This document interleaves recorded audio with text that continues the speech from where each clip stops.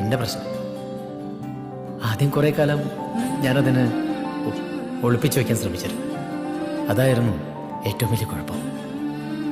പിന്നെ മനസ്സിലായി, എൻ്റെ ആ കുറവിനെ അക്സെപ്റ്റ് ചെയ്ത് ജീവിക്കുകയാണ് വേണ്ടതെന്ന്. കഴിവച്ച അതിനെ നോക്കി ചിരിക്കാൻ പഠിക്കുകയാണ് വേണ്ടതെന്ന്. നമുക്കൊരു കുറവുണ്ടെന്ന് വിചാരിക്കുന്നതാണ് ഏറ്റവും വലിയ കുറവ്. ഇതുപോലുള്ള പേടികളും കുഴപ്പങ്ങളും ഇൻഫീരിയോറിറ്റീസും ഒക്കെ നിങ്ങൾക്കും ഉണ്ടാവും. നമ്മളതിനെ ഓരോന്നിനെയും തോൽപ്പിക്കണം. Then you become winners and champions. All the best.